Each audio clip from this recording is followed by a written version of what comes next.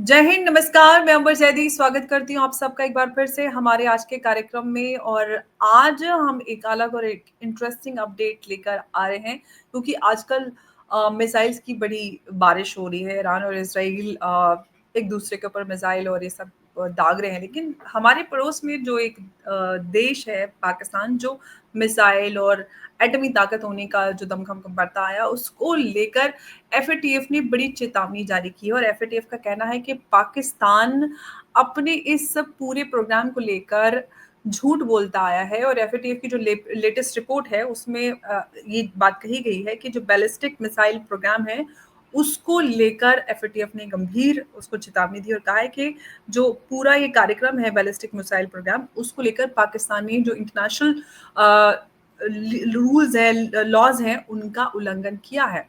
और जो 2020 में भारतीय सीमा शुल्क अधिकारियों की तरफ से जो जब्त किए गए पाकिस्तानी शिपमेंट का उसमें हवाला भी दिया गया है, जिसमें जो डुअल यूज इक्विपमेंट थे उसको लेकर भी कहा गया है कि पाकिस्तान ने उसमें गलत डिक्लेरेशन दिया है, गलत जानकारी दी है।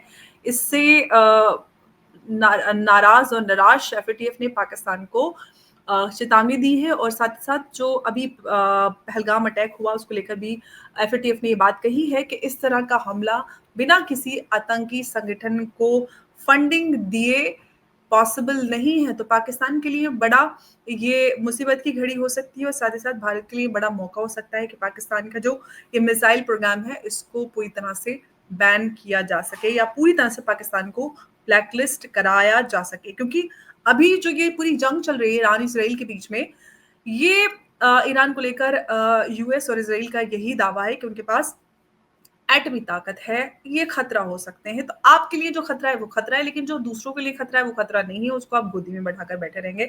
तो इसी खतरे की बात करेंगे हम। हमारे साथ जुड़े हैं उमेश जी। उमेश जी, बहुत स्वागत है आपका। जय हिंद, नमस्कार। जय सिया राम अंबर जी।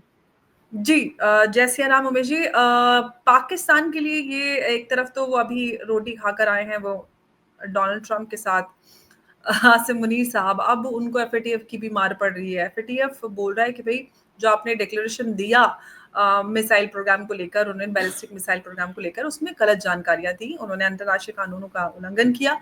साथ ही साथ जो पहलगाम अटैक हुआ उसको लेकर भी उन्होंने कहा कि बिना आतंकी संगठन को फंड दिए इतना बड़ा आतंकी हमला बिल्कुल मुमकिन नहीं है। तो ये कितनी बड़ी मुसीबत पाकिस्तान के लिए और भारत के लिए कितनी बड़ी अपॉर्चुनिटी, क्योंकि जो 2020 में जो जब्त किया गया था पाकिस्तान के जो शिपमेंट को, उसको लेकर इस रिपोर्ट भारत ने रिपोर्ट सौंपी थी और उस रिपोर्ट का ही हवाला दिया गया इस रिपोर्ट में। आप किस तरह से देख रहे हैं इसको? देखिए, जो फाइनेंशियल एक्शन टास्क फोर्स है उसको उसके अंदर पाकिस्तान के ऊपर अर्लियर भी सैंक्शंस लगाए गए थे और अक्टूबर 2022 में उसको वो सैंक्शन हटा लिए गए थे। तो आपने देखा, आपने जैसे बताया, आसिम मुनीर के साथ डोनाल्ड ट्रंप ने अभी लंच किया था व्हाइट हाउस में, और जिसमें बताया गया है कि पाकिस्तान को एक तरह से ब्लैंक चेक दिया गया है कि आपको जो वेपनरी चाहिए हम दे देंगे, बस बदले में आपकी एयर स्पेस हमको दे दीजिए। आप हमारे रेयर अर्थ मिनरल जो बलूचिस्तान में पाकिस्तान ने ऑक्यूपाई कर दिया है वो अमेरिका को दे दीजिए। सब चीज बरोबर है, बट अमेरिका जो है, जो बोलते हैं ना, दूध का जला छाछ भी फूक फूक के पीता है, वैसा है। जैसे ही आसिफ मुनीर वहां से निकले तो ये एफएटीएफ ने एक तरह से नया शगुफा चालू कर दिया। अब ये देखिए कि अमेरिका चाहता है कि जो पट्टा है, जो बोलते हैं ना कुत्ते के गले में पट्टा डाला जाता है, वैसा ही आसिम मुनीर के अंदर ये एफएटीएफ का पट्टा डाल दिया है कि भैया हम तुम्हें जरूर सब कुछ देंगे, पर तुम्हारी जो कमांड है वो हमारे पास रहेगी। और इसी के लिए आप सोचिए ना, 2020 का जो इश्यू है, भारत ने तो 2020 में जो डुअल यूज टेक्नोलॉजी वाला जो आपने पकड़ा था वो कंपोनेंट, वो एमटीसीआर के अंदर एक तरह से प्रतिबंधित है। और ये कंपोनेंट जा रहे थे नेशनल डेवलपमेंट काउंसिल, जो पाकिस्तान जी। एटॉमिक एनर्जी कमीशन की एक शाखा है। तो आप ये समझ लीजिए कि भारत चाहे तो, भारत ने तो बहुत बार बोला भी है। अब यूएस क्या करता है, जो बोलते हैं ना कैरेट एंड स्टिक पॉलिसी अपना रहा है पाकिस्तान के ऊपर। और ये कैरेट एंड स्टिक पॉलिसी रखकर इमीडिएटली आज आपने देखा कि कैसे एफएटीएफ ने पहले बोला कि पहलगांव में जो हिंदू सैलानियों को मारा गया था उसकी फंडिंग पाकिस्तान के थ्रू हुई। और सेकेंड, जो मिसाइल टेक्नोलॉजी जो ट्रांसफर हुई है, उसके लिए भी पाकिस्तान को कहीं न कहीं दोषी ठहराने की कोशिश कर रहे हैं। आप ये देखिए कि ईरान के पास जो न्यूक्लियर टेक्नोलॉजी आई है, वो किसके थ्रू आई है? मोस्ट प्रोबेबली पाकिस्तान ने ही दिया है। और ये जितने भी कंपोनेंट जो होते हैं, पाकिस्तान को इतना ज़रूरत नहीं पड़ता है, पर अगर वो इम्पोर्ट कर रहा है, तो किसके लिए कर रहा है और कहाँ से आ रहा है? अगर ये देखा जाए तो चाइना से भेज रहे होंगे, और वो चाइना से भेज होके Pakistan is acting as an intermediary, कि वो झूम के वो एक तरह से ईरान को उन्होंने दे दिए। अब आपको ध्यान होगा कि थोड़े दिन पहले, 3-4 महीने पहले, ये एक एक्ट आने वाला था अमेरिका में, डेमोक्रेसी एक्ट। डेमोक्रेसी एक्ट में स्पेसिफिकली मेंशन किया गया था, आसिम मुनीर का वीजा हम रिवोक कर देंगे। उनके जो इन्वेस्टमेंट्स किए गए थे पाकिस्तान में, पाकिस्तान का जो इन्वेस्टमेंट है जो अमेरिका में किए थे, उसको फ्रीज कर देंगे। उसके बाद आसिम मुनीर एक तरह से अमेरिका के चरणों में जाके गिर गया, और उसने ट्रम्प को खुदा पाकिस्तान नवाज दिया। और आपने देख भी लिया कि कैसे नोबेल पीस प्राइज के लिए भी उसके लिए गुहार कर रहा है, नॉमिनेट कर रहा है। आप सोचिए, टेररिस्ट नेशन वो कर रहा है। अब ट्रम्प ने एक तरह से, बोलते हैं ना, ट्रम्प अभी बहुत शाना हो गया है। लोग सोचते हैं कि वो एक तरह से पागल है, पागल नहीं है ट्रम्प। ट्रम्प को मालूम है, कि इसके ऊपर भरोसा नहीं कर सकते। फर्स्ट टर्म में भी ट्रम्प ने बोला था, हमसे $33 बिलियन ले लिया और ओसामा को छुपा के रखा। तो ये पाकिस्तान की फितरत से मालूम है। आप एक बार आप किसी को भी बेवकूफ बना सकते हो, बार बार नहीं कर सकते। तो मेरा ये मानना है कि ये जो लेटेस्ट डेवलपमेंट है, ये एक तरह से भारत को एक तरह से एम्यूनेशन दे के रखा है कि आप पाकिस्तान के खिलाफ आप कंप्लेंट करो, हम इसको आगे बढ़ाएंगे। अभी आपको मालूम है, लास्ट वीक फ्रांस के अंदर स्ट्रासबर्ग में इसकी मीटिंग भी हुई थी एफएटीएफ की, और आगे अगस्त में वापस मीटिंग होने वाली है। फिर अक्टूबर में वापस मीटिंग होगी, जिसमें डिसाइड होगा कि इनको ग्रे लिस्ट में डालना नहीं डालना। ये बात मुझे समझ में आ रही है। अब ये तो है, डालना ही नहीं डालना। देखिए, ग्रे लिस्ट से बड़ी मुश्किल से पाकिस्तान बाहर निकला था, जो कि उन्होंने कुछ आतंकियों को मरवाया, इधर-उधर करवाया, दिखाने के लिए जेल में डलाया, जो कुछ भी उनकी दिखावे की कार्रवाई थी, वो सब पाकिस्तान ने की। लेकिन अब सवाल ये है कि भारत के पास कितनी बड़ी अपॉर्च्युनिटी है, क्या जो आपने इशारा किया कि यूएस एक तरफ पाकिस्तान को रोटी खिलाकर और उसको अमेरिका अपने ईरान के खिलाफ इस्तेमाल करने के लिए तैयार करता है, उधर बलूचिस्तान में मिनरल्स पे भी नजर गिरा के रखता है, इधर उनकी निगाह भारत की मार्केट पर भी है। तो क्या ये पाकिस्तान को एफएटीएफ के द्वारा फटकार लगाकर भारत को लुभाने की कोशिश की जा रही है कि चलो तुम्हें भी कुछ कर देते हैं, अब तुम पाकिस्तान को थोड़ा सा डांट टपट लो, ग्रे लिस्ट में डाल देंगे, थोड़ा सा उनको पे डर खौफ लगा देंगे, ऐसा कुछ? देखिए, जब ये रिपोर्ट के माध्यम से पाकिस्तान को एक तरह से साबित किया जाएगा कि प्रोबेबिलिटी हो सकती है कि हम्म, ये जो, और पाकिस्तान का जो पास्ट रिकॉर्ड है, जिसमें हम्म, उन्होंने मिसाइल टेक्नोलॉजी एंड न्यूक्लियर जो डिजाइन है, उन्होंने रोक हम्म, स्टेट्स को ट्रांसफर की है। जैसे हम्म, उन्होंने लीबिया को ट्रांसफर किया था, नॉर्थ कोरिया को ट्रांसफर किया है, ईरान को किया है। और एक तरह से ग्लोबल सिक्योरिटी के लिए एक बहुत बड़ा खतरा है। एक तरह हम्म, से एक माहौल बनाया जाएगा, उसके बाद उसमें एफएटीएफ बोलेगा कि हमें टाइटर कंट्रोल्स रखने की जरूरत है इनके न्यूक्लियर फैसिलिटीज पे, हम्म। ओवरसाइट की जरूरी है, और एक तरह से ड्यू डिलिजेंस करने की जरूरत है। और हमें आईएईए के जो लोग हैं वो पाकिस्तान में आके बैठ जाएंगे। और आपने जैसे देखा है, पाकिस्तान को अभी एड भी मिली है। आईएमएफ ने उनको $2.4 बिलियन की एड दी है, और एडीबी ने उनको $800 मिलियन की एड दी है। यूएस ने खुद $400 मिलियन की एड की है F-16 के अपग्रेडेशन के लिए। वर्ल्ड बैंक ने उनको $40 बिलियन अगले 10 साल में डेवलपमेंट प्रोजेक्ट्स के लिए दिए। तो ये सब रिस्क में आ जाएगा। अब इसका मतलब क्या है कि पाकिस्तान के न्यूक्लियर फैसिलिटीज, न्यूक्लियर जो रिएक्टर्स है, वो आईएईए के ओवरसाइट में आ जाएंगे। पाकिस्तान के जो न्यूक्लियर वेपन्स है, उसके ऊपर अमेरिकन कंट्रोल एंड ओवरसाइट और ज्यादा बढ़ जाएगा। इसका मतलब ये है कि ईरान को जब डीन्यूक्लियराइज कर देंगे, आपको मालूम है बेंजामिन नेतन्याहू ने बोल भी दिया था कि पाकिस्तान को भी डीन्यूक्लियराइज करने की जरूरत है। तो पाकिस्तान के पास न्यूक्लियर एसेट्स है, उसको डीन्यूक्लियराइज कैसे करना है? सबसे पहले तो उसको बैकफुट में लाने की जरूरत है, उसको पैसे अब दीजिए। इसी से जुड़ा एक सवाल जो मैं भारत को लेकर आपसे कर रही थी कि भारत के जो सीनियर ऑफिशियल्स हैं उन्होंने एफएटीएफ के का जो ग्लोबल नेटवर्क है उसमें करीब 200 देश जो हैं वो सभी उसके सारे दस्तावेज उन्होंने वहां पर पेश किए हैं ताकि पाकिस्तान को ग्रे लिस्ट में फिर से डलवाया जा सके, क्योंकि हम जानते हैं कि 2018 में एफएटीएफ की ग्रे लिस्ट में पाकिस्तान को रखा गया था और 2022 में उसको निकाल दिया गया। अब जो ये पहलगाम हमला हुआ है उसको लेकर पाकिस्तान को ग्रे लिस्ट में डलवाने की मांग तेज की जा रही है भारत की ओर से, और भारत पूरी तरह से सारे दस्तावेज को पूरा वहां पर पेश कर चुका है, जिसमें आईएमएफ के लोन की आपने बात की, वर्ल्ड बैंक से के लोन की बात की, जो उनको ये पैसे मिल रहे हैं उसको मिलने में मुश्किल तो थोड़ी आए।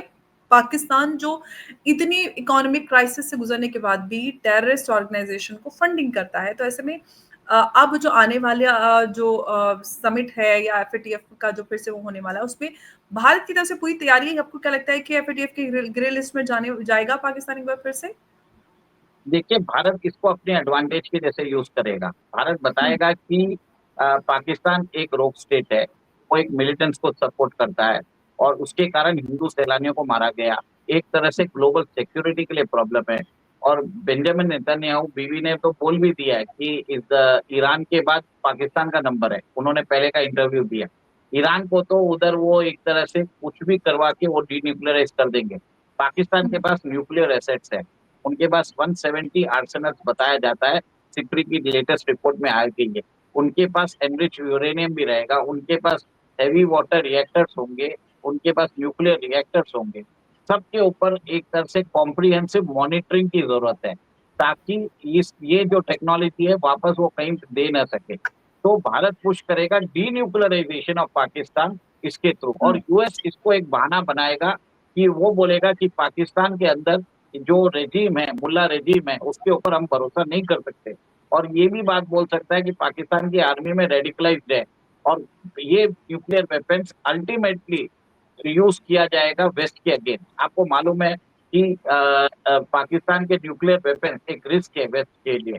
और जिस तादाद में आपने देखा है कि जो इस्लामिक देश में अमेरिका के अगेंस्ट जो नफरत है वो बहुत ज्यादा है, अमेरिका को मालूम है। तो अमेरिका एक तरह से इसको यूज करेगा for denuclearising Pakistan in the long run. Immediately ये बात नहीं आएगी कि डी न्यूक्लियराइजेशन नहीं करेगा। नहीं, मुझे वो लगता बोले है कि डीन्यूक्लियराइजिंग पाकिस्तान की आवाज भारत को ज्यादा बुलंद करनी चाहिए, क्योंकि भारत के लिए वो सबसे बड़ा खतरा, मतलब खतरा तो क्या कहें लेकिन एक इरिटेंट तो है ही। तो ये मांग हमें क्यों नहीं करनी चाहिए? अमेरिका डीन्यूक्लियराइज करेगा, अमेरिका और इसराइल मिलकर ईरान को डीन्यूक्लियराइज करने की बात करें। आप कहाँ पे बैठे हैं? आपको ईरान के न्यूक्लियर उससे तकलीफ हो रही है, तो जो हमें तकलीफ दे रहा है हम उसको डीन्यूक्लियराइज करने की मांग हम क्यों ना उठाएं? देखिए, सबसे पहले हमें जरूरत ही नहीं है, क्योंकि पाकिस्तान सबसे बड़ा सरदर्द है अमेरिका के लिए। भले ही वो उससे पैसे ले रहा है, पर उस अमेरिका को अमेरिका के मालूम। लिए सरदर्द है नहीं है, लेकिन अमेरिका पाकिस्तान को डील करता है, उसको औकात में रखता है। जब उसको रोटी का टुकड़ा डालना होता है तो रोटी का टुकड़ा बना के उसको टॉमी बना लेता है। जब टॉमी को गोदी में बैठाना होता है तो गोदी में बैठा लेता है पुचकारने के लिए। टॉमी को किसी से कटवाना होता है तो टॉमी को छू करके कटवाना हो या टॉमी को किसी जूता चटवाना हो, दोनों काम अमेरिका को करना आता है, क्योंकि अमेरिका उसका मास्टर है। लेकिन हमारे लिए जब पाकिस्तान की बारी आती है तो हमारे लिए पाकिस्तान एक अलग तरह का वो बना हुआ है, क्योंकि देखिए लगातार इस तरह की हरकतें करना, जैसे कि अभी हमने पहलगाम की बात की जिसको एफएटीएफ ने भी कंडेम किया है कि बिना आतंकी संगठनों को फंड किए इतनी बड़ी घटना नहीं हो सकती। तो ऐसे में ये जिम्मेदारी हमारी नहीं है कि आप इस मांग को उठाएं कि पाकिस्तान को ग्रे लिस्ट में डालने की बात हो या फिर पाकिस्तान को डीन्यूक्लियराइज करने की बात हो। ये मांग भारत को उठानी चाहिए। देखिए, भारत अभी फिलहाल तो फर्स्ट एक स्टेप्स होते हैं, एक प्रोसेस होता है। और एक तरह से फर्स्ट बात होगी कि उसको एक तरह से ग्रे लिस्ट में डाला जाए। ग्रे लिस्ट के बाद कंडीशंस आ जाएंगे, इनकी एड रुकने चालू हो जाएगी। फिर ये लोग अलाउ करेंगे, आईएईए के जो इंस्पेक्टर्स है उनको इंस्पेक्ट करने की अलाउ करेंगे। फिर हम्म, बाद में वहां पे सिक्योरिटी थ्रेट असेसमेंट होगा कि कितने सेफ है। उसके बाद अमेरिका एक तरह से प्रोसेस में लेगा। अब वो पूरा जो ग्रुप है वो सोचेगा कि इसको डीन्यूक्लियराइज करना नहीं करना। पैसा तभी मिलेगा जब आप हमारी कंडीशंस को मानो। और आपको मालूम है, बीबी ने बोल ही दिया कि आपको ईरान के बाद पाकिस्तान का करेगा। और आपको एक और एक चीज बता देता हूँ अंबर जी, पाकिस्तान कभी भी भारत के खिलाफ न्यूक्लियर बम यूज नहीं करेगा, क्योंकि न्यूक्लियर का बम का जो रेडिएशन है, अगर उसने पाकिस्तान ने भारत के खिलाफ यूज उस किया तो बात को उसका मैं इफेक्ट। मानती हूँ, लेकिन पाकिस्तान को पाला-पोसा तो जाता है भारत को लगातार परेशान करने के लिए। भारत का कुछ बिगाड़ नहीं सकता पाकिस्तान, लेकिन इस तरह से लोगों को हताहत करना, आम लोगों को टारगेट करना, आतंकी घटनाएँ करना, ये पाकिस्तान 1947 से करता आ रहा है और आज तक कर रहा है। देखिए, यही तो चीज है कि भारत अभी इसको अपने एडवांटेज के लिए यूज करेगा। एक तरह से लोगों को बताएगा कि ये ऐसे कर रहा है, ये एक तरह से ग्लोबल थ्रेट है, आपके लिए थ्रेट है। इसके जो अगर न्यूक्लियर वेपन्स है, इनके रेडिकल्स के हाथ में आ गए, तो सीधा पहले आके आप हमारे ऊपर तो नहीं फोड़ेंगे, आपके ऊपर आके फोड़ेंगे।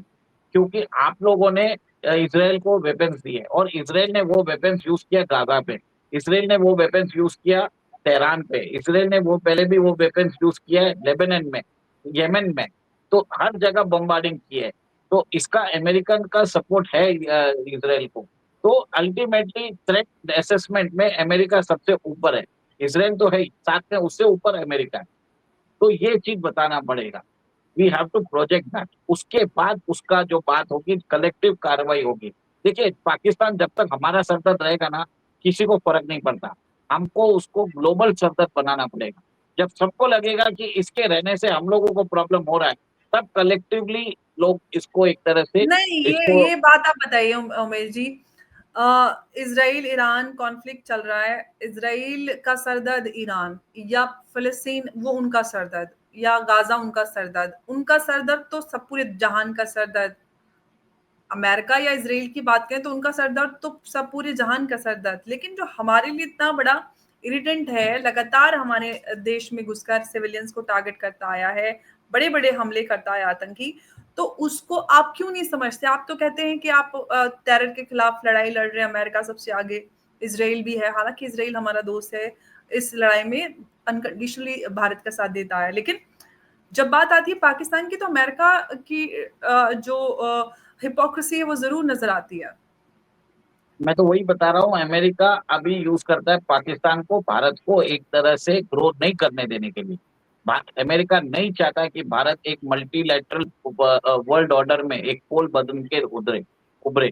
यही चाइना भी नहीं चाहता। इसके लिए दोनों सपोर्ट करते हैं पाकिस्तान को, क्योंकि दोनों जने एक तरह से इस कुत्ते को रोटी डालते हैं और ये भौंकता रहता है। अब भारत ये बताएगा कि इस ये कुत्ता जो है बहुत ज्यादा एक तरह से मांसाहारी हो गया है, ये कल आपको ही काटेगा। और हिलरी क्लिंटन ने भी बोल दिया, you can not have snakes in your backyard and not expect them to bite. तो ये बात सबको समझ में आएगी, और अमेरिका 2000 जो 9/11 है वो भूला नहीं होगा। तो कहीं ना कहीं भारत को ये बात करनी पड़ेगी कि ग्लोबल टेरर्स जो है, जो क्रेडल ऑफ ग्लोबल टेररिज्म है, वो हब जो है पाकिस्तान है। और ये पाकिस्तान का जो रिकॉर्ड है, जिसमें नॉर्थ कोरिया के पास न्यूक्लियर वेपन्स आए, लिबिया के पास है, अभी ईरान के पास आ गया, और ईरान के पास अगर न्यूक्लियर वेपन्स आ गया, तो it is a threat to even Israel and even America also. मैं ये बता देता हूँ, क्योंकि ईरान के पास मिसाइल्स हैं जो जो बताया जाता है इट कैन रीच, शायद रीच अमेरिका ऑल्सो। तो बहुत बड़ा प्रॉब्लम है अमेरिका के लिए। अब इसको एक तरह से खुद का बनाया हुआ प्रॉब्लम है अमेरिका का, उसको डील करना नहीं आ रहा है, उसको समझ में नहीं आ रहा है कि इसको कैसे डील किया जाए। अब डोनाल्ड ट्रंप ने एक तरह से इसको एक थोड़ी सी जो बोटियां हैं डाल के इसको अपने साइड कर लिया है, और ईरान के अगेंस्ट इसको यूज किया जाएगा। फिर बाद में इसके ऊपर भी भारत को इंकरेज कर रहा है, ताकि भारत एक तरह से ये एफएटीएफ का जो के अंदर सबूत पेश करे, और उस एफएटीएफ की जो रिपोर्ट है, उधर जो भारत दलील पेश करेगा उसको रख के इसको डराया धमकाया जाए, और बोला जाएगा कि आपकी फंडिंग हम काट देंगे, आपके हम सारे स्रोत काट देंगे, अगर आपने हमें आईएईए को इंस्पेक्शन की इजाजत नहीं दी। और आईएईए का इंस्पेक्शन जब भी होता है, आपको मालूम है, उसके बाद इसराइल उधर के सारे बॉम्बार्डमेंट आराम से इजीली कर लेता है। आपको ये हुँ। भी मालूम है। बिल्कुल, तो ये बड़ी खबर है, एफएटीएफ से फटकार पाकिस्तान को पड़ी है पहलगाम को लेकर भी, और जो रिपोर्ट्स भारत ने 2020 के जो शिपमेंट जो सीज़ किया था उसको लेकर भी अब पाकिस्तान ने पाकिस्तान को डांट पड़ी है एफएटीएफ की तरफ से। अब इसके बाद भारत के पास कितना बड़ा ये मौका है, क्योंकि भारत ने एफएटीएफ में जितने भी मुल्क यानी कि 200 के 200 देशों को दस्तावेज पेश करा है पाकिस्तान के खिलाफ। अब सवाल ये है कि कितना बड़ा मौका है और कितनी ज़्यादा गुंजाइश नज़र आती है पाकिस्तान को एफएटीएफ की ग्रे लिस्ट में डालने के लिए। ये तो थोड़े ही दिनों में पता चल जाएगा, जो अगली समिट होगी उस सब के लिए, क्योंकि भारत ने काफ़ी तैयारी करके सभी देशों को दस्तावेज पाकिस्तान के खिलाफ मुहैया करा है। उम्मीद करते हैं कि पाकिस्तान एक बार फिर से 2018 की तरह, जैसे 2018 में ग्रे लिस्ट में गया था, 2022 में उसको निकाला गया, एक बार फिर से ग्रे लिस्ट में जाओ, ग्रे से फिर ब्लैक में चला जाओ, फिर स्वाहा हो जाए। उमेश जी, बहुत बहुत धन्यवाद आपका हमारे साथ आज की इस चर्चा में जुड़ने के लिए। नमस्कार, जय हिंद, जय भारत। जय सिया राम। जय सिया राम।